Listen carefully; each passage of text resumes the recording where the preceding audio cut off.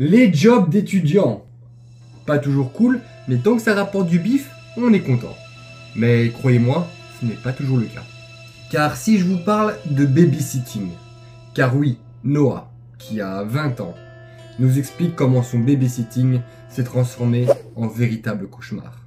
Alors installe-toi confortablement, mets tes écouteurs, n'hésite pas à t'abonner à la chaîne juste ici, à mettre ton petit like juste là, n'hésite pas aussi à écrire bisous dans l'espace des commentaires, ne dis rien pendant plus ou moins 5 secondes. Et une fois que c'est fait, on peut directement commencer avec l'histoire de Noah.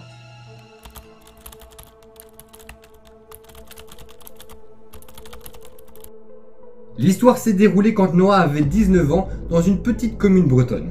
Tout a commencé l'été 2021. Étant étudiant, Noah devait trouver un job d'étudiant saisonnier pour financer ses études. Noah nous dit qu'il a déjà fait plusieurs jobs, comme serveur, ouvrier ou bien même agent de propreté. Mais tous ces jobs l'ont très vite lassé. Puis il a trouvé un compromis entre vacances et travail, qui est le babysitting. Alors Noah a décidé de s'inscrire dans une agence de babysitting dans laquelle il a travaillé plus ou moins 2 mois. Il gardait des enfants pendant des soirées, il surveillait pendant les mariages, pendant une semaine, voire parfois 2. Vers fin juillet 2021, Noah reçoit une demande de son agence de babysitting pour garder un enfant pas très loin de chez lui. Et ce, pendant 2 semaines durant le mois d'août. Quelques jours après, le protocole de l'agence de babysitting veut que Noah aille rencontrer la famille en amont. Afin de poser des questions, avoir des contacts avec la famille, Noah trouve ça super rassurant. En arrivant dans la famille, Noah a très vite fait la rencontre du petit Thomas, il a 2 ans, ainsi que son chien qui s'appelle Scooby. La maman lui présente la maison, lui présente Thomas ainsi que son chien qui a été adopté pour protéger et rassurer Thomas. Quand elle a dit ça, Thomas a eu un léger rictus en voyant la taille du chien qui lui arrivait même pas au mollet. Ensuite, là-dessus, la maman de Thomas lui dit que Noah lui sauve la vie, car elle va reprendre le boulot et que le beau-père de Thomas est un marin-pêcheur, et que du coup il est très rarement à la maison car il est en mer. 2 semaines plus tard, Noah arrive dans la famille pour commencer sa garde. Tout se passe bien les 2 premiers jours. Nickel, super. Chaque matin, Noah va se promener avec Thomas et le chien dans les bois. Tout simplement car ils ont l'habitude de faire cette promenade depuis que Scooby est arrivé à la maison. Petit détail, lorsqu'ils vont se promener, Noah nous dit qu'il passe toujours par la porte arrière de la maison car elle reste toujours ouverte. Par simplicité.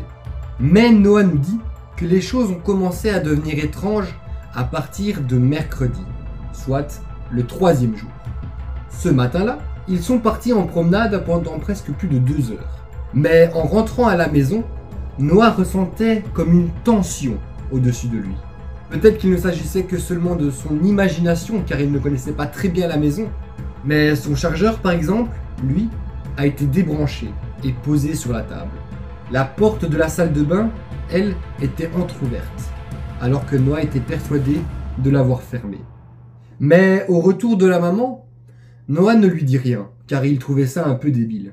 Mais le lendemain, le jeudi, après la balade matinale, Noah s'est rendu compte que la barrière des escaliers était ouverte, alors que d'habitude elle est fermée, puisque Thomas est encore petit. La télécommande aussi avait changé de place. Et en plus de ça, Noah nous dit qu'il se souvient très bien avoir ressenti une odeur de parfum qui n'était pas là les jours précédents. Bien évidemment, et c'est tout à fait normal, Noah commençait à paniquer qu'il y ait quelqu'un dans la maison. Mais après avoir tout fouillé et rangé, il n'y avait personne. Le soir même, Noah a quand même demandé à la maman si quelqu'un passait durant la journée pour faire le ménage dans la maison. Car il avait quand même l'impression qu'il y avait des objets qui bougeaient de place. Tout à coup, la mère a changé de visage. Elle n'avait plus du tout le sourire rassurant. Elle a même commencé à être inquiète et stressée. À ça, la maman de Thomas a répondu non, il n'y a personne qui vient. Mais prenez des photos de la maison avant la prochaine balade et si ça se reproduit, appelez-moi directement. Noah nous dit qu'il a trouvé sa réponse très étonnante et très peu rassurante pour une personne, pour une maman qui a besoin d'être rassurée. Le vendredi, rien ne se passe d'étrange. Les photos qu'il a prises avant la balade sont complètement identiques à celles après la balade. Rien n'a bougé. Et en plus de ça, Ensuite, c'est le week-end, du coup, il ne garde pas les enfants. Du coup, un petit break pour Noah. Après son bon week-end de repos, il revient le lundi, reposé et déstressé. Ils sont partis en promenade avec Thomas et le chien, comme à leur habitude, vers 10 h du matin. Mais la grosse pluie et l'orage leur ont poussé à rentrer plus tôt que prévu. Mais la petite balade a quand même permis à Thomas de s'endormir dans la poussette. Mais en arrivant devant le garage, Scooby a commencé à tirer sur sa laisse, comme s'il refusait d'entrer dans le garage. Comportement du chien qui évidemment commence à stresser Noah. Il s'est dit que le chien ressentait quelque chose qui n'allait pas. Du coup Noah porte le chien, entre dans le garage et le dépose à côté de la poussette, là où dort Thomas. Le temps qu'il aille à l'étage chercher une serviette pour essuyer le chien, qui lui est trempé et allait salir toute la maison. Mais dès que Noah entre dans la maison, à nouveau, il ressent une espèce de tension au-dessus de lui. Et c'est normal, car il y avait un sac qui n'était pas là avant la promenade. Il est posé sur la table de la salle à manger. Il a très peur à ce moment-là. Ça veut dire qu'il n'était absolument pas fou la semaine dernière. Il s'approche des escaliers et là, la barrière est ouverte. Il entend un bruit à l'étage qui vient directement de la chambre des parents. Il sait qu'il a ressenti beaucoup de peur, beaucoup de stress, d'angoisse, mais aussi beaucoup de courage. Car il est monté à l'étage jusque dans la chambre. Il est juste derrière la porte. Il entend même les bruits de pas, les bruits de quelqu'un qui range des affaires, quelqu'un qui semble assez pressé. Il ne sait pas pourquoi ni comment, mais il a poussé la porte pour voir la personne qui était en face de lui. Bien évidemment, là-dessus, Noah espérait voir la mère. Mais ce n'était pas elle. Au contraire, c'était un homme. Un grand homme. Avec les cheveux bruns et assez musclés. L'homme se retourne en le voyant.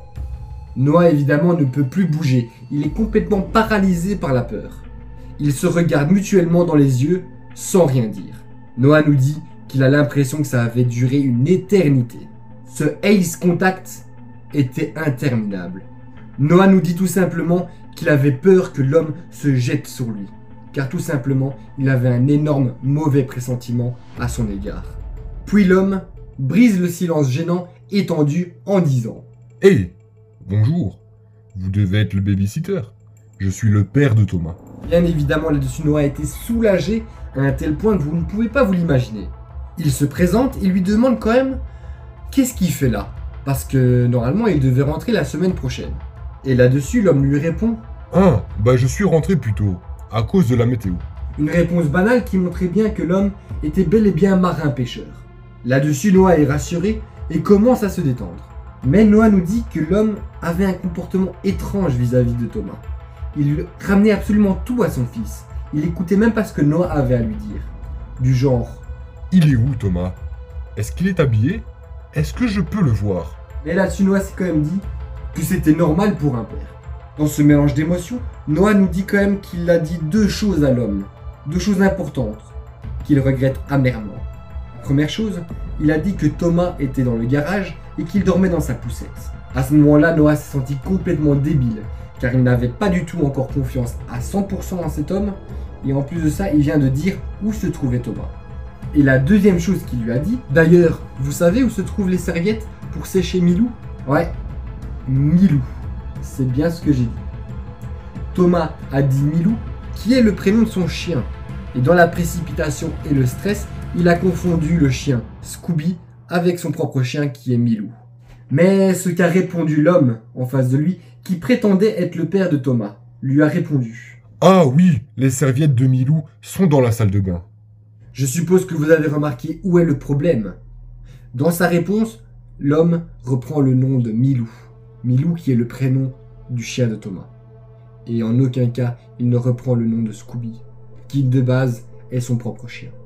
Là-dessus, bien évidemment, Noah garde un sourire gêné et fonce dans la salle de bain. Il envoie directement un message à la mère pour dire qu'un homme est dans la maison, qui prétend être le père de Thomas et qu'ils sont en danger. Noah revient de la salle de bain en descendant des escaliers avec une serviette, comme si tout allait bien. Et il entendait l'homme qui s'agitait de plus en plus à l'étage. L'homme l'interpelle dans les escaliers et lui dit « Dites, comme je suis là, vous pouvez partir. Ça va vous faire une après-midi de libre.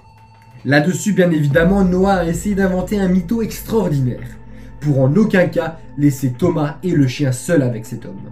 Il lui a dit un truc du style « Oh non, je vais rester, je suis obligé de faire mes heures, c'est pour l'assurance. » Que des conneries, c'est vraiment n'importe quoi. Car en temps normal, Noah nous dit qu'il se serait cassé immédiatement de cette maison et il aurait foncé chez lui pour geek à FIFA. Mais l'homme insiste beaucoup pour que Noah parte. Tout en réfléchissant à ce qu'il peut faire pour éloigner l'homme de la maison, Noah va dans la cuisine. Et il tombe sur une photo de famille accrochée sur le frigo. Il y avait Scooby, Thomas, la maman et un homme. Un homme qui ne ressemble pas du tout à l'homme qui prétendait être le père de Thomas et qui se trouve actuellement dans la chambre. Noah était perdu. Il était complètement mort de peur. Il était sous une énorme tension, il ne savait pas quoi faire. Et en même temps, toutes les preuves dans la maison montrent que l'homme n'est pas du tout celui qu'il prétendait être. Mais d'un autre côté, une partie de lui disait que c'est pas possible. C'est impossible. Ce genre d'histoire, ça n'arrive qu'aux autres. À ce moment-là, Noah nous dit qu'il a eu un instinct, comme qui dirait, paternel. Tout simplement parce qu'il a foncé dans le garage, il a pris Thomas. De sa main gauche, il a pris Scooby. De sa main droite, il est sorti de la maison et il les a emmenés dans sa voiture. Il a allumé le moteur de la voiture et il a foncé le plus loin possible pour les mettre en sécurité. Quelques minutes plus tard, la maman de Thomas téléphone à Noah pour lui demander de revenir à la maison car les policiers les attendaient. Elle était en pleurs, mais surtout super heureuse de revoir son fils sain et sauf. La police a interrogé Noah, mais personne ne peut lui donner de réponse. Qui était cet homme? Le babysitting de Noah s'arrête bien évidemment brutalement car la mère a tout simplement pris congé pour rester avec son fils Thomas. Et c'est seulement une semaine après les faits que la maman a donné un coup de fil à Noah pour lui expliquer ce qu'il s'est passé. L'homme qui était rentré dans la maison a été arrêté à son domicile. Et c'était bel et bien le père de Thomas. C'était l'homme avec qui la mère s'était mariée avant de divorcer et de rencontrer l'homme qui est marin-pêcheur. Il avait tout simplement perdu la garde de Thomas parce que l'homme était violent et souvent sous l'emprise de drogue. L'homme a avoué s'être introduit à plusieurs reprises dans son ancienne maison, là où vit toujours Thomas et sa maman. L'homme est à la recherche de souvenirs, d'amour d'une famille qui ne veut plus lui en donner. Ça explique donc pourquoi il y avait des objets qui bougeaient de place et cette fameuse odeur de parfum. De plus, il faut savoir que l'homme s'introduisait par la porte arrière de la maison, qui n'était jamais fermée quand il habitait là. Et la raison de pourquoi l'homme ne connaissait pas le nom du chien est tout simplement parce que le chien a été adopté à la séparation des parents dans le but de protéger Thomas si jamais son père lui voulait du mal. Et le détail le plus glauque pour la fin, c'est que la police a retrouvé un sac au pied du lit de Thomas, dans lequel il y avait toutes ses affaires. La police pense que si Noah serait parti, le père aurait kidnappé Thomas.